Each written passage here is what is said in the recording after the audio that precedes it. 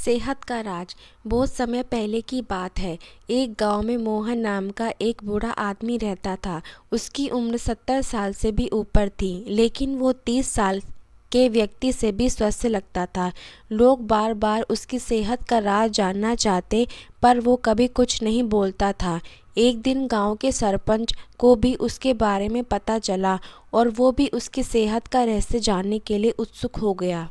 सरपंच ने अपने गुप्तचरों से मोहन पर नज़र रखने को कहा। अगले दिन उन्होंने देखा कि मोहन सुबह सुबह उठकर कहीं जा रहा था और वो लोग भी उसके पीछे लग गए। मोहन तेजी से चलता गया। मीलों चलने के बाद मोहन एक पहाड़ी पर चढ़ने लगा और अचानक ही गुप्तचरों की नज़रों से गायब हो गया। गुप्तचर वहीं रुक गए और उसका इंतजार करने लगे। कुछ देर बाद मोहन वापस आया। उसने मुट्ठी में कुछ छोटे छोटे फल पकड़ रखे थे और उन्हें खाता हुआ चला जा रहा था। गुप्तचरों ने अंदाजा लगाया कि हो ना हो मोहन इन्हीं रसमी फलों को खाकर इतना स्वस्थ है। अगले दिन गांव में उन्होंने सरपंच को सारा किस्सा सुनाया।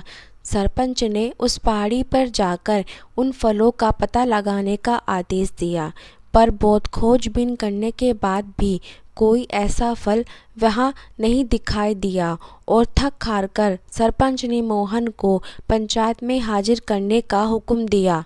सरपंच ने बोला, मोहन, इस उम्र में भी तुम्हारी इतनी अच्छी सेहत देखकर हम खुश हैं। बताओ, तुम्हारी सेहत का राज क्या है? मोहन कुछ देर सोचता रहा और फिर बोला, सरपंच जी, मैं रोज पहाड़ी पर जाकर एक रहस्यमय फल खाता हूँ। वही मेरे सेहत का रहस्य है। सरपंच ने बोला, ठीक है, चलो हमें भी वहाँ ले चलो और दिखाओ वो कौन सा फल है।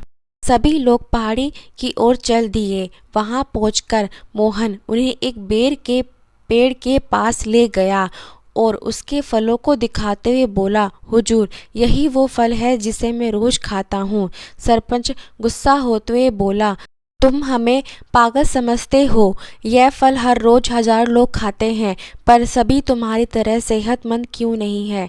मोहन आराम से बोला, सरपंच जी, हर रोज हजारों लोग जो फल खाते हैं वो बेर का फल होता है, पर मैं जो फल खाता हूँ वह सिर्फ बेर का फल नहीं होता, वो मेरी मेहनत का फल होता है। इसे खाने के लिए मैं रोज सुबह 10 किलोमीटर पैदल चलता हूँ, जिससे मेरे शरीर की अच्छी कसरत हो जाती है और सुबह की स्वच्छ हवा मेरे लिए जड़ी बूटियों का काम करती है। बस यही मेरी सेहत का रहस्य है।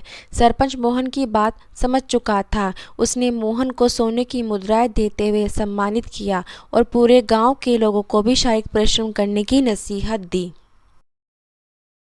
मित्रों, आज टेक्नोलॉजी ने हमारी ज़िंदगी बिल्कुल आसान बना दी है। पहले छोटे छोटे कामों के लिए भी हम बाहर जाया करते थे, लेकिन आज इंटरनेट की इस दुनिया में सब काम घर से हो जाता है, जिससे फिज़िकल एक्टिविटी के सारे मौके ख़त्म से हो गए हैं।